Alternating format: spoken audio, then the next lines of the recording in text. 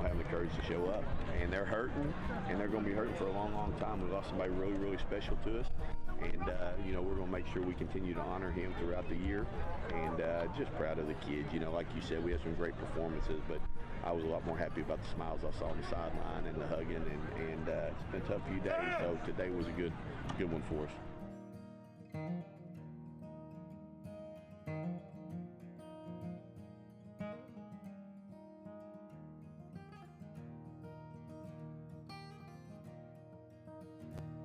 Welcome to the Prep Rally Podcast, sponsored by West Termite Pest and Lawn. Graham Thomas and Rick Fires here in Northwest Arkansas, and Leland Barclay joins us in the River Valley. And guys, it's week 10 of the high school football season, and certainly we've got a lot to get to in this week's Prep Rally episode. But first, we're going to take a moment to remember Greenwood wide receiver Isaiah Arrington, who was killed in a tragic house fire last week along with his mother and sister in Greenwood. And Leland, we'll start off with you. Just a very, very tragic and sad time in Greenwood. And I know that you had spoken with Isaiah on a number of occasions throughout his high school career. Just a very tough loss for the Greenwood community. Yeah, just sports in general gives us a lot of, thrills and happiness and great moments. It can also be heartbreaking. We cover a basketball team that's undefeated and loses in a state championship game, or a softball team that's undefeated and loses in a state championship game. But it's nothing like the heartbreak that, we all experienced last week, especially the Greenwood community, the Greenwood school system, and the Greenwood football team. It's definitely something that none of us really get, prepared for as, sports writers or coaches or players, especially 17 and 18-year-old players. So it's definitely difficult for everybody, especially, everybody in Greenwood. Outstanding young man. I think Chris Young probably said it best last week that, it goes way beyond just being a great football player, an outstanding young man. Very, very energetic, very nice, personable young man, and it's a tragedy, and they're like Coach Young also said, they're beginning to see some healing, and that's going to take a while. Rick? Well, I didn't really know the family, but man, when I saw that in the paper, I thought, oh my goodness, I was, tears. I mean, just a little girl, innocent, 5 years old, and the football player, athletic, got whole life in front of them. And it's just, we see this on occasion. I like to turn to sports and kind of get away from the real world. But, man, then the real world just comes up to you and hits you with a 2x4 and knocks you down, about knocks you out.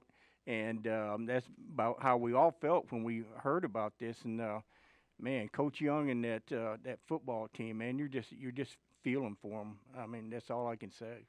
But as the world turns, so to speak, I mean, sports are a part of the healing process. And I know last week, the team, we saw it on the video there. The South Side community really, in a lot of communities around Northwest Arkansas and the River Valley really embraced Greenwood. I know Fayetteville ran out with a Greenwood flag. Yeah. And there are a lot of tributes to everybody just reaching, pouring, wrapping their arms around Greenwood and during this tough time. And that's kind of what we do around here. We all rally together, and that's what we're doing now, and we'll continue to do so. So again, our condolences to the Greenwood community, and thank you guys for saying a few words about all this. And we will keep Greenwood in our thoughts and prayers during this tough time. All right, well, guys, let's jump into our Gimme 5 for the week. So, Leland, we'll let you take it away. These are the top 5 performances of the last week in the River Valley. Of course, number 1, we always start with the River Valley Democrat-Gazette Player of the Week. This week, it's junior running back Hunter Warren of Boonville in a 48-45 win over Charleston. Hunter Warren rushed 31 times for 303 yards and a touchdown in all 4 quarters. and then he kind of sealed the win with a fumble recovery from his linebacker position, um, on defense. And it was so funny. I think Harold McIlvain caught everything in perspective. Dax Goff, the greatest running back in Boonville history, was on the sideline on Friday night. He came down from, he's playing at Harding University and came down and watched the game. And Hunter Warren, saw him there. And, he said he just wants to be like Dax. So a definite Dax-like performance, 303 yards rushing and 4 touchdowns in a big win in a rivalry game on Friday night. And then number two, of course, we talk about healing and things, and it's so appropriate that Grant Carnes, Greenwood receiver, a senior receiver, along with Isaiah Arrington on that team, uh, returned the opening kickoff, 98 yards for a touchdown on Friday night to kind of kickstart Greenwood's 70-28 win over Southside. And then, of course, he caught 10 passes for 155 yards and one of 8 touchdown passes by Kane Archer in the first half, which ties Wow. a state record for a quarterback throwing 8 touchdown passes in that first quarter. 4 of those to Champ Davis. Kane Archer now has completed 80%. He's a little over 80% of his passes for the year. He was 22 of 26 on Friday night. He's now thrown 43 touchdown passes this season, which matches the number of incomplete passes he's thrown this year as well. So 43 and 43, and we'll watch that ratio going forward and see where that ends up. And then number 3, Daniel Burton, a senior running back from Mansfield, rushed only 8 times for 218 yards and touchdowns of 36 and 84 yards in a 66-20 win over Greenland on Friday night that cinched the top seed for the Tigers in the Class 3A playoffs coming up, and also solidified their second conference championship in school history. Hey, As you a called team that that one, Leland. do what? You called that one, the Mansfield Conference Championship. You were on board from the very beginning. Well, it's like I said last week, it's a small band of Tigers, only 21 players in all, and they had to call up one of the freshman Burtons to help out, and he intercepted a pass and returned it for a touchdown on Friday night. But 36 rushes for 466 yards as a team in that win on Friday night. And then number 4, Braden Polecat tied a state record in Alma's 49-14 win over Pea Ridge on Friday night.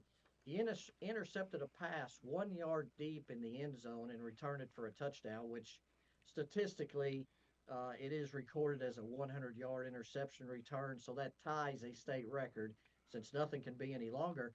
But it's also the significance of that interception. And we look at the final score, it was 49-14. But at the time, it was 28-7 in favor of Alma. And then with 10 seconds left is when Polecat intercepted that pass in the end zone. So if Pea Ridge can score there, it's 28-14. They get the opening kickoff in the second half, and they go down and score. So it could have possibly been a 28-21 game early in the third quarter. Instead, that play just changed everything, and Alma went on to win 49-14. Number 5, Braxton Goodson, a quarterback from Salisaw Central, on Friday night rushed for 197 yards and a touchdown in a 20-14 win over Gore. But he also made a big defensive play when he intercepted a pass with 1:34 left that secured the win, and now Salisaw Central will play for a district championship on Friday night. Making plays on offense and defense. I always like to hear that. There aren't a lot of two-way players, anymore, not like there used to be. But, you get this late in the season, you start hearing a lot more about guys, having to do a little bit extra. And Well, and you look at all those guys. Hunter Warren had that fumble recovery late. Grant Carnes returns a kickoff 98 yards for a touchdown to get that game started. Daniel Burton also plays a lot of defense. And then, of course, Braxton Goodson with that, interception late. So, and Braden Polecat even, he plays receiver a lot for the Airedales. So all 5 of these guys play on both sides of the ball. Yeah. All right. Well, let's another solid edition of the Gimme Five for this week, and let's talk of the River Valley Sports Report. And man, a lot of celebrations to talk about there, Leland. Well, and this week, of course, it's week 10, if you can believe it already. A lot of senior nights last week, senior nights this week, and Greenwood will celebrate senior night on Friday night. A big game coming up. They host Mountain Home, and as odd as it is to believe, and we talk about Greenwood, they've been number one in 6A all year. They've mostly been number three and even number two overall in the state in some rankings and polls.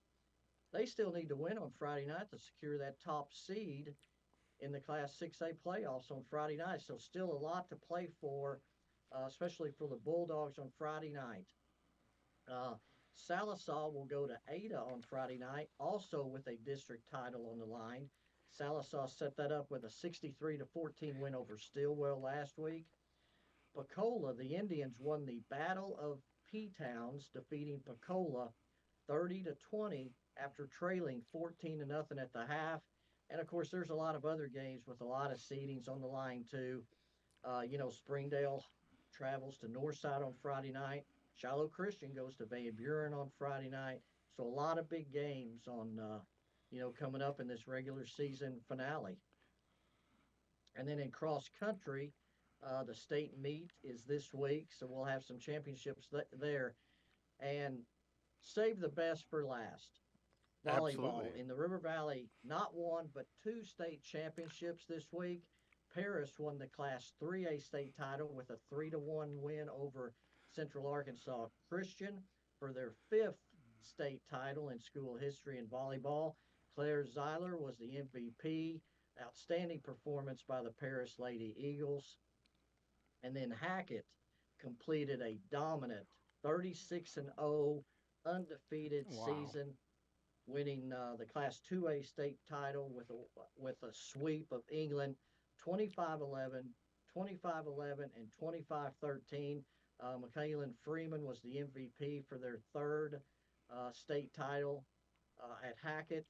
But it's great for this senior class. They had been runners-up the last 3 years. But what a dominant performance by the Hackett Lady Hornets. In the state tournament last week, they defeated Taylor in the semifinals 25-6, 25-5, and 25-12. And then in the second round match, they won 25-8, 25-9, and 25-14 over St. Joseph. And of course, they got a first round bye. But at the state tournament, or at the state championship on Saturday, when CAC or when England did get to 11, or I guess when they got to 10 in that first set, there was kind of a small celebration because just getting to double digits against Hackett this year was quite an accomplishment. But just a shout out to those two teams for winning, I guess it would be the first team championships of the year in volleyball. That Hackett team also had a victory against Shiloh Christian. They beat Fort Smith Southside, I believe, in the Fort Smith tournament. So, it's not like they were just beating up on the smaller schools. They played some bigger schools as well. And they beat Paris. So they beat the 3A state champion, they beat the 5A state champion, and they beat I think you could safely say the best team in the 6A West, even though Southside was upset in the semifinals. So yeah, it was not against a bunch of cupcakes. Well, it was. The Southside was the 6A West champion. So, all right. Well, that's just a lot of great stuff coming out of the River Valley this week, and we're going to take a break.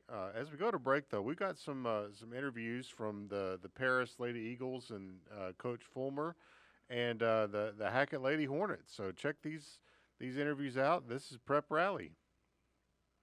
You guys seemed focused from the beginning. Was that kind of the case? Yes, Ms. Freeman told us we had to stay locked in the entire time because you never know what can happen in state, and I'm just so blessed to be able to play with all these girls. It's so much fun. Yes, we wanted it more than anything for these seniors. I'm moving up as ninth graders, and just to see them get 3 runners-ups in a row, they were really chasing that championship hard. And we're back with the Prep Rally podcast, sponsored by West Termite Pest and Lawn. Graham Thomas and Rick Fires with you from Northwest Arkansas, and Leland Barclay joins us in the River Valley. All right, we're going to jump into the top 5 for performances from Northwest Arkansas. And without any further ado, here is Ricky Fires. All right, let's keep it right here on volleyball, man. Got to give props to Shiloh Christian. They won the Class 5A state championship, sweeping Greenbrier. That's pretty impressive when you get to the state championship game and you sweep your opponent. A good win for Shiloh. They captured the 5A title after finishing the runner-up last season in 4A. They've had a really strong program for several years now. Congratulations to the Saints, the Lady Saints. Back to football. The scoring binge continues. I was at this game, going nuts, trying to keep up with it. Rogers, 70. Springdale Harbor, 42. Rogers quarterback Jeff Regan ran for 6 touchdowns and passed for 1 touchdown. 372 yards on the ground and 6 touchdowns on 18 carries. He also threw for a touchdown. I think he had about 130 yards passing. Man, this kid is just so impressive. He's not that big in stature, but he's stout. He runs around the corner. He beats these guys on the corner. He outruns people. And then there was a couple of occasions where he just ran over some people trying to get the first down. So very impressive performance by Jeff Regan. And he's only a junior. And let's go back to Fayetteville. Fayetteville lost a couple games this year. They lost to Bentonville. But don't forget, this is the defending state champions in Arkansas's largest classification. And they beat Rogers Heritage 42-0, led 35-0 at halftime. Garrett Odom threw 3 touchdowns. Then they kind of took their foot off the gas, let some other kids play. But again, Fayetteville's still the defending state champion. I'm sure they'd like to get another shot at Bentonville in the playoffs, and that's happened before. Your regular season champ get beat by a team they beat during the regular season. So looking forward, we still got this week 10. We got some great rivalry games going on, but man, these playoffs are going to be fun like they always are. Elkins, number 1 in Class 4A. They beat Gravett in a showdown of unbeaten teams. Another big night for Ben Napier. He's thrown for over 1,000 yards this year, 19 touchdowns. He wasn't even penciled in as the starter this year. Landon Neal got hurt before the season started. But man, this kid, he's about 6'2", big stature right there, throws the ball all over the place. So Elkin's going to look to go undefeated in conference play if they can win it, Huntsville, and they'd be a big favorite there. So, anybody who's ever gambled, I've gambled a couple of dollars, and this is a trap game. And the Elks, I'm sure their coaching staff going to keep them focused on Huntsville, finish the job, and then you can get ready for the playoffs. Another big game over here, Bentonville West. Bentonville West beat Northside, 57-30. Trey Thompson for West passed 335 yards. Braden Nash ran for 136 yards, only 8 carries. And with that win, Bentonville West eliminated Northside. Man, just hate it for Northside. I don't know. They're traditionally been a real strong team. They're going through some phase right now. But hopefully they get it back next year. But for this year, Bentonville West is going to make the playoffs. Okay.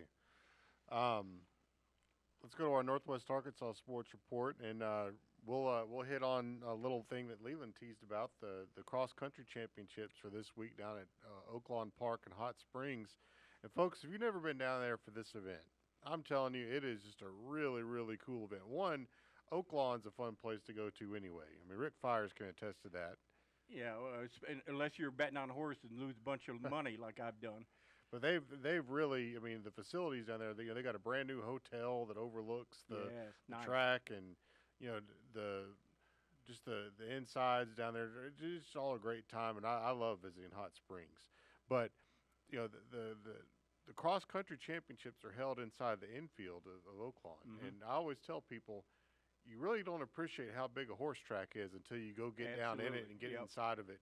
And if you're having to run back and forth as these runners are going around the course, inside the infield, and it's just, man, it's a lot of fun.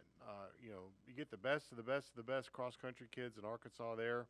And so this event will begin on Thursday down at Oaklawn. I think the smaller school divisions, I think I have that right. Maybe. Anyway, they split it up over 2 days. It used to all be in one day. Now they've split it up over 2 days.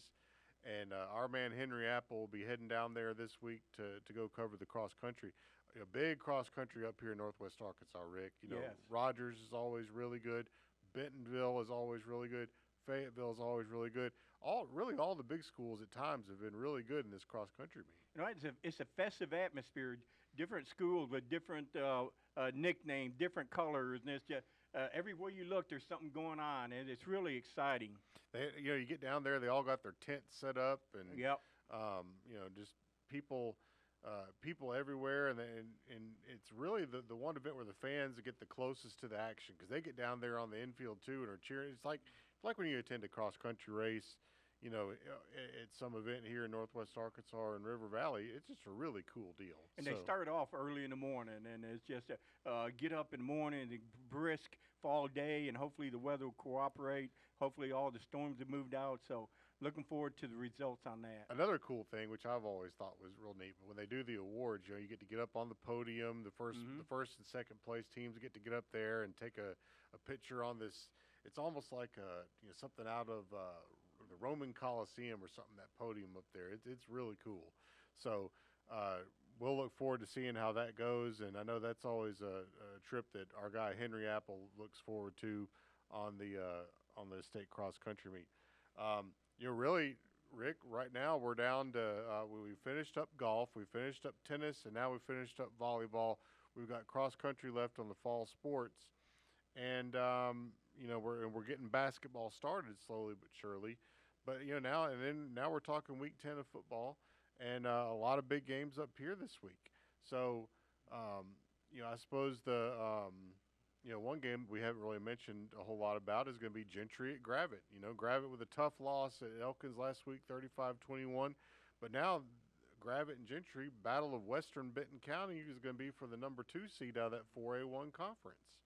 So that's why I'm saying we've got rivalry games all over the place. I don't care, even Rogers and Rogers Heritage, them kids, that's personal to them. That they want to give it their best, and hopefully it's a close game. I know Rogers has been dominant, and Heritage really struggled. But I'd like to see a close game there. But a lot of tradition on week 10.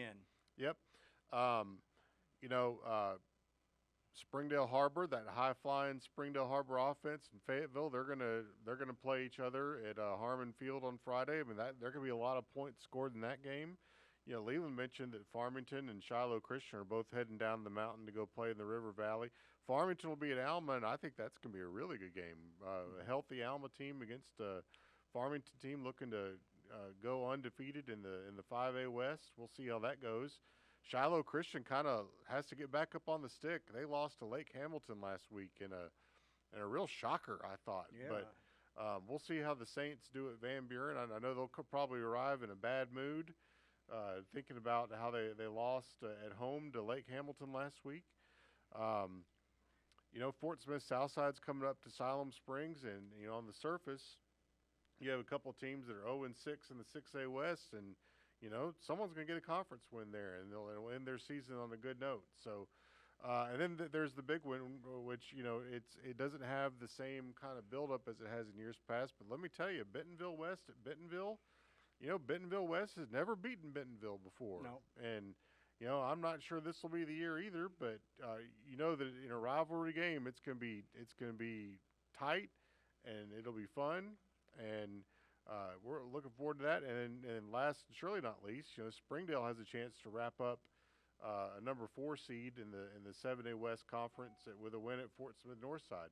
Northside is out of it, but man, they'd love to win. They'd love to end their season with a win. And Springdale really, they lost about 3 in a row. They really need that win to, get that confidence going again, heading to postseason play.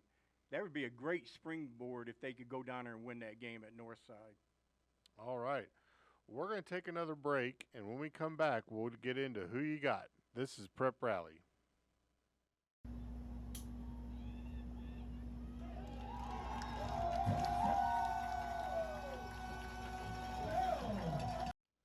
And we're back with the Prep Rally Podcast, sponsored by West Termite Pest and Lawn. And gentlemen, it's time for Who You Got? Our picks for this week's games.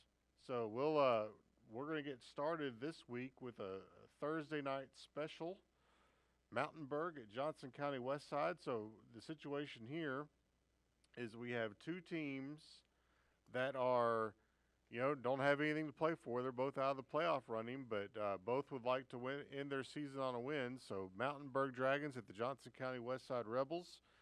I'll start us off on this one. And, our guy Ryan Allen, is a playmaker. And when he's going, Mountainburg Dragons seem to be going good. So I will take the Mountainburg Dragons to beat Johnson County West Side. Rick Fires, who you got? I got Dragons as well. And Leland, who do you got? Yeah, last game of the year, both have been eliminated from the playoffs. Ryan Allen may get 40 carries. Now, I don't know if he's going to get 44 carries like Jace Dye of P. Ridge did on Friday night at Alma, but I expect he'll get a lot. And I'll take Mountainburg. All right, I thought you might, and you're planning on attending that game. I don't know how many games you've ever attended at Johnson County West Side over the years, but man, if I know Leland always likes going to a high school football game, no matter where it's at. I covered Johnson County West Side and Conway Christian the first year that Conway Christian joined the AAA and got out of the that private school conference they were. So it tells you how long ago that was. All right. How about a Class 3A game? Boonville at Lavaca. Boonville with a big, strong win last week at Charleston. I kind of look for the Bearcats and Hunter Warren and the boys to keep on rolling. Give me Boonville at Lavaca. Rick Fires, who you got? Oh, man, you got to go Boonville Bearcats. They get ready. They win this one, give them a lot of energy heading to the playoffs. Leland, who you got? Oh, absolutely. I think Boonville goes in there and puts on another, ground game performance. They did not attempt a single pass on Friday night against Charleston. I think they had 48 rushing attempts, 447 yards rushing. I think they do the same thing at Lavaca, but Lavaca is going to go into that, playoff on good momentum. And, they've got a chance to clinch a winning season with a win. And Cutler Winters has had a great year for them. So I think Lavaca puts on a good performance, but not good enough to beat Boonville. All right. Class 4A, Battle of Western Benton County. Gentry at Gravett. Not real sure where the Pioneers are at with their quarterback situation. We had heard that Talon Williams might be back, but not sure he is back. So give me Gravett to win at home, bounce back after a tough loss at Elkins. Rick, who you got? Yeah, this is going to be a good bounce back win for the Gravett Lions. Gravett. All right. Leland, who you got? I took Gentry in a little bit of an upset last week, and I'm going to take Gentry again because at this point, I think Gravett would almost be disappointed if I picked him to win. Yep, they've proven you wrong a few times, haven't they, this year? So. And I'm going to give them another chance. All right. In Class 5A, Farmington at Alma. The Alma Airedales are not going to be able to qualify for the postseason, but I tell you what, Farmington is a good football team, and I know Alma is a good football team. They're not going to make the playoffs, but they got good football players over there. I hear they're healthy. You know what? Alma's had some tough losses this year, so give me Alma. I'm taking the Alma Airedales at home on senior night to beat Farmington. Rick Fires, who you got? I think Farmington going to close it out, win the go undefeated in conference play. Give me Farmington and that new coach called Tommy Tice. All right. Leland, who you got in this one? There's on the surface, this game looks like, it should easily be Farmington that wins. They've already clinched the top seed. They're going for an undefeated conference championship against a team that's been eliminated from the playoffs. But there's a lot underneath the surface on this game. First of all, Coach Vines is going to be there Friday night, and they're going to honor the three state championship teams that he had during the years. 1980, 1997, and 1998. So they're going to bring those teams in and they're going to honor those teams to welcome back Tom Tice to Airedale Stadium on Friday night. Uh, so That I is just can't see the Alma Airedales with Frank Vines in attendance, honoring the three state championship teams that he had, letting and allowing Tom Tice to come to Alma and win. So I will take the Alma Airedales to win on Friday night and upset Tom Tice. that is so cool. They're doing that. That is. I loved when Frankie Vines was leading Alma and Tice is up there at Harrison, man. And for them to come and do this and honor that team, that is so. That's impressive right there. Whoever put that together, good job. Well, Well, and you know, those two coaches, Coach Tice and Coach Vines, are fantastic friends and Yep. buddies with each other. And there's never been a coaching matchup in the state where two coaches played against each other more than Tom Tice and Frank Vines. that's just really cool. Special night. Yep. All right. How about Class 6A? Another one in the River Valley. Shiloh Christian at Van Buren. Um, I as I said, I think Shiloh Christian shows up in a bad mood after losing to Lake Hamilton last week, and Van Buren's been kind of up and down. They're going to keep playing ball after this week, but I think Shiloh Christian's too much for them this week. Rick, who you got? So and Shiloh lost at home to Lake Hamilton. They Is that did, right? yes, sir. See, I mean, who would have guessed that? Because that's a hard drive for Lake Hamilton to get up here. And Shiloh Christian, they call it the Field of Champions. That is impressive. So yeah, you're exactly right. I think Shiloh Christian. I think they went back to work, and I think they will win a pretty important game over Van Buren on Friday. And I think Leland, if I'm right, wouldn't that lock up maybe the number 2 seed? Well, I guess it depends on what happens with Mountain Home and Greenwood, but there's a lot to play for Shiloh there. Well, and more than just a bounce back win for Shiloh Christian. Yes, they have to win to be able to get that number 2 seed, which is gigantic in the playoffs. So there's a lot in addition to just bouncing back from a home loss last week. But I think the Saints roll. Okay. How about our River Valley game of the week, Class 6A? We'll start off over here. Mountain Home at Greenwood. I mean, and on the night when they're going to be honoring their fallen teammate Isaiah Arrington, no question in my mind. Greenwood big. Rick, who you got? Well, you know what? Normally I would say Greenwood big, but man, how do kids, 17, 18, 16-year-old kids, how they deal with this?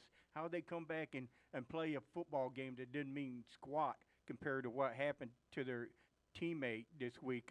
I don't know how they're going to do it, but I guess I'll take Greenwood just slightly over Mountain Home. Mountain Home's a real good team, but man, this is hard to predict for me. All right, Leland, who you got? Yeah, it's a tough one because I think Mountain Home is very good. And this is another one of those games. Mountain Home runs the ball. They run it very effectively. So this is another one of those games where offensive possessions are going to be limited. But they're not going to be limited enough to slow down Greenwood. When they have the ball, they're going to score. They've won 67 straight games at home. So they're not going to lose this one with the conference championship and the top seed on the line. I think Greenwood rolls even by the mercy rule. Oh, wow. Mm. Class 7A, another big one down in the River Valley. Springdale at Fort Smith Northside. And, it's another one of those watch-out games. You think Northside may not be motivated, but, they can't make the playoffs. But, they've been kind of due to really bounce back. And for a while there against Bentonville West, they played well.